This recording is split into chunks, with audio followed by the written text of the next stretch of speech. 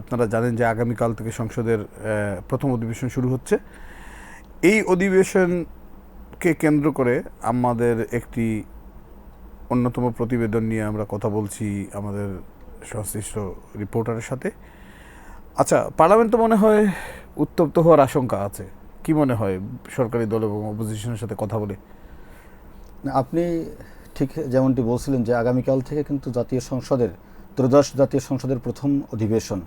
এই অধিবেশনকে কেন্দ্র করে দেশের মানুষের এক ধরনের আগ্রহ আছে যে আগামীকাল যেহেতু দীর্ঘদিন পরে সংসদ বসতে যাচ্ছে, সেক্ষেত্রে আসলে সরকারি দলের ভূমিকা কী হবে এবং বিরোধী দলের ভূমিকা আসলে কী হবে। সেক্ষেত্রে আমরা এই রিপোর্টটি আজকে যেটি দেখানোর চেষ্টা করেছি, আমরা আমাদের পাঠকদের সামনে যেটি হাজির করার চেষ্টা করেছি সেটি হচ্ছে যে সরকারি দলের স্বাভাবিক প্রক্রিয়ায় প্রথম দিন তারা সংসদ নির্বাচন তো আগেই নির্বাচিত হয়ে গেছে, এখন স্পিকারকে নির্বাচিত হবেন, ডেপুটি স্পিকারকে নির্বাচিত হবেন, এইসব বেশ কিছু বিষয় থাকে। রাষ্ট্রপতির ভাষণের একটা বিষয় থাকে, এটা রীতি অনুযায়ী দীর্ঘদিন থেকে যদি সংবিধান অনুযায়ী যে কোনো অধিবেশনের শুরু থেকে রাষ্ট্রপতির ভাষণ থাকে, একদম স্বাভাবিকভাবে প্রক্রিয়াগুলো চলে। সবচেয়ে বিষয় হচ্ছে যে এবার যে এই গণ অভ্যুত্থানের পর প্রথম যে অধিবেশন, সেই অধিবেশন সবচেয়ে আকর্ষণীয় যে বিষয় যে সংস্কার প্রশ্নে বিএনপি এবং জামাতের ইতিমধ্যেই বিশেষ করে সরকার এবং বিরোধী দলের যে আচ্ছা, আমরা সংস্কার প্রশ্নে একটু পরে আলোচনা করি। প্রথমে আমরা আসি যে রাষ্ট্রপতির ভাষণ নিয়ে। প্রথম অধিবেশনে যখন রাষ্ট্রপতি ভাষণ দেবেন, এবং আমরা যেটা ধারণা করতে পারি জামাত এবং এনসিপি এই ভাষণের বিরোধিতা এবং বা ওইটার উপরে যদি ধন্যবাদ প্রস্তাব আনা হয় তাহলে তারা কিভাবে এইটার রিয়াকশন দেবে, সেইটার কি কোনো ধারণা পাওয়া গেল? আমি আজকে বিরোধী দলের দায়িত্বশীল কয়েকজন নেতার সাথে কথা বলেছি, যারা এনসিপি এবং জামাতের শীর্ষ পর্যায়ের নেতা এবং যারা সংসদ সদস্য এই সংসদের। তারা আমাদেরকে যেমনটি বলার চেষ্টা করেছেন যে সরকারি দল আসলে কী ধরনের আচরণ করবে তার উপরে তাদের রিয়াক্টর নির্ভর করবে। তবে রাষ্ট্রপতির যে বিষয়টা, রাষ্ট্রপতির ভাষণ যেহেতু এটা একদম একটি স্বাভাবিক প্রক্রিয়া সংসদের, এই প্রক্রিয়া নিয়েও এবার অস্বাভাবিক ঘটনা ঘটতে পারে। সেই অস্বাভাবিক বিষয়টা হচ্ছে যে এই রাষ্ট্রপতি কিন্তু শেখ হাসিনা সরকারের আমলের নির্বাচিত রাষ্ট্রপতি। সেক্ষেত্রে এত রক্তের বিনিময়ে যে সরকারকে ছাত্র জনতা ক্ষমতাচ্যুত করলো, সেই সরকারের আমলের রাষ্ট্রপতির কাছে কেন তারা শপথবাপটে গেলেন, কিংবা কেন প্রথম দিন অধিবেশন তার বক্তব্য শুনতে রাজি না, এমনটি বক্তব্য দিচ্ছেন বিরোধী দলের যারা শীর্ষ নেতা তারা। কিন্তু এই রাষ্ট্রপতির অধীনেই কিন্তু জাতীয় সংসদ নির্বাচন হয়েছে, কনস্টিটিউশনাল ধারাবাহিকতা রক্ষা হচ্ছে, আদারওয়াইজ তো তারা যে নির্বাচিত হয়েছে সেইটারই বৈধতা নিয়ে প্রশ্ন থাকবে। এই বিষয়ে বিরোধী দল কি মনে করে? সেইটা বিরোধী দলের নেতারা ইতিমধ্যে, বিশেষ করে যারা ছাত্রনেতা, তারা কিন্তু বলার চেষ্টা করেছেন যে তারা শুরুতে এটা ভুল করেছেন। এই রাষ্ট্রপতির অধীনে যে শপথে তারা অংশ নিয়েছিলেন, সেদিন উপদেষ্টা পরিষদ গঠনের যে শপথ, সেটি তারা সঠিক কাজ করেন নাই। পৃথিবীর কোনো দেশে বিপ্লবী সরকার গঠনের সময় কিন্তু এমনটি খুব কমই ঘটনা আছে। এটা তো কোনো বিপ্লবী সরকার নয়, কিন্তু সংবিধানের আলোকে সংবিধান আলোকে সরকার যেহেতু, সুতরাং রাষ্ট্রপতি ভাষণ দেবেন, এটি স্বাভাবিক প্রক্রিয়া। তারা তাদের জায়গা থেকে বিরোধিতা করবেন, সেটি তাদের একান্ত বিরোধী দল হিসেবে, এবং মানুষের যে আশা আকাঙ্ক্ষার কথা তারা বলেন, তাদের সেই জায়গা থেকে তারা বলতে পারে। ধন্যবাদ প্রস্তাবে হয়তো তারা বিরোধিতা বা আলোচনায় হয়তো তারা রাষ্ট্রপতির বিরুদ্ধেই অনেক কথা বলবেন, কিন্তু এইরকম কি কোনো ধারণা আছে যে রাষ্ট্রপতির ভাষণের সময় তারা ওয়াকআউট করতে পারেন? দেখেন, এই কথার প্রশ্নের জবাবের আগে আমি একটু পিছনে ফিরতে চাই। ইতিমধ্যে কিন্তু জাতীয় সংসদের বিরোধী দলীয় যিনি সরকার দলীয় হুইপ নুরুল ইসলাম, তার সঙ্গে কিন্তু বিরোধী দলীয় যিনি চিফ হুইপ এবং এনসিপির শীর্ষ নেতা, এনসিপির আহ্বায়ক নাহিদ ইসলাম কিন্তু বৈঠক করেছেন। সেখানে জামাতের সংসদ সদস্য একজন উপস্থিত ছিলেন, রফিকুল ইসলাম খান, যিনি জামাতের সহকারী সেক্রেটারি জেনারেল।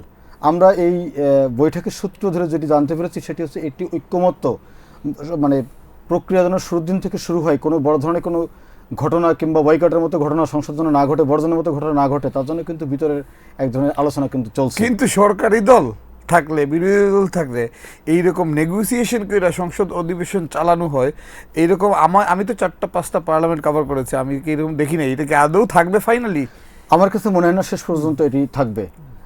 আমরা যে আপনি যে কথা বলছিলেন যে এভাবে আলোচনা করে হয়তো 1 থেকে 2 জন সংসদ সদস্য তারা এবং হুইপ তারা আলোচনা করেছেন, ওভারঅল সব সংসদ সদস্যরা কিন্তু এই বিষয়ে অবগত নন কিংবা তারা আলোচনা করেননি। সেই ক্ষেত্রে তারা তাদের প্রতিবাদের জায়গা কিন্তু কোনোভাবেই বন্ধ করবেন না, তারা তাদের প্রতিবাদ করবেন। সেই ক্ষেত্রে ওয়াকআউটের মতো ঘটনা ঘটবে কিনা সেটা এই মুহূর্তে বলা কঠিন, তবে সেই সময় পর্যন্ত আমাদেরকে অপেক্ষা করতে হবে। আচ্ছা, আমি যে আরেকটা জায়গায় আসতে চাই এখন, আমরা এই যে আগে আমি যেখানে আপনাকে থামাইছিলাম, এই যে জুলাই সনদ ইস্যুতে বিরোধী দলের যে ভূমিকাটা হবে বা গণপরিষদের সদস্য হিসেবে তারা শপথ নেননি, এই বিষয়টাতে আসলে বিরোধী দল এবং সরকারি দল দুই দলের মধ্যে কি কোনো সমঝোতা হয়েছে, নাকি এইটা নিয়েও সংসদ উত্তপ্ত হওয়ার সম্ভাবনা আছে?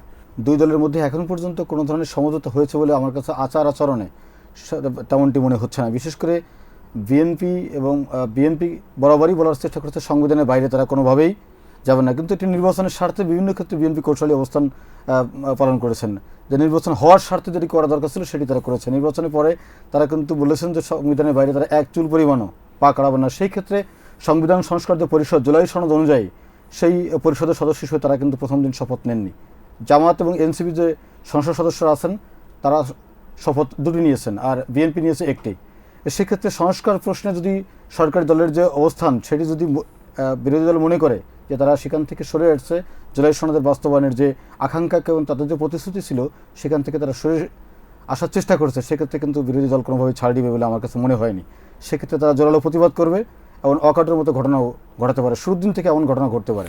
ওয়াকআউট সাধারণত সংসদের এটা রেগুলার প্র্যাকটিস, এটা কোনো ইয়ে নাই। যেমন আমরা যেটা এখন চিন্তা করতে পারি যে 2014 পরে কার্যত 2024 পর্যন্ত যে পার্লামেন্টগুলো ছিল সেইগুলোতে আসলে কার্যত কোনো বিরোধী দল ছিল না, মানে একটা গৃহপালিত বিরোধী দলের মতো। যেমন এরশাদের সময় 88-তে আসম আব্দুর রবের নেতৃত্বে যেমন একটা গৃহপালিত বিরোধী দল ছিল, তো গত কয়েকটা পার্লামেন্টেই তো এই যে জাতীয় পার্টির নেতৃত্বে একটা গৃহপালিত বিরোধী দল ছিল, সেখানে মানে কে সরকারি দল এবং কে বিরোধী দল বোঝা যাচ্ছিল না।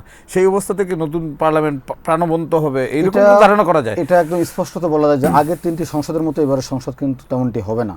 জোরালো প্রতিবাদ থাকবে এবং এমন দেশের জনগণের স্বার্থের বিরুদ্ধে যাচ্ছে সরকারি দল যদি এমন কিছু করার চেষ্টা করে, কিংবা জুলাই সনদের যে আকাঙ্ক্ষা, মানে পরিবর্তনের যে আকাঙ্ক্ষা জায়গা থেকে জুলাই আন্দোলন সংগঠিত হয়েছে, সেই আকাঙ্ক্ষা থেকে যদি সরকার সরে আসার চেষ্টা করে, এক্ষেত্রে বিএনপির বিপক্ষে যে সরকারি দলের বিপক্ষে কিন্তু জামায়াত এবং এনসিপি জোরালো প্রতিবাদ করবে, এটা অনেকটা স্পষ্ট। সেক্ষেত্রে সংসদের ভিতরেও প্রতিবাদ চলবে, রাজপথের আন্দোলনও গড়াতে পারে।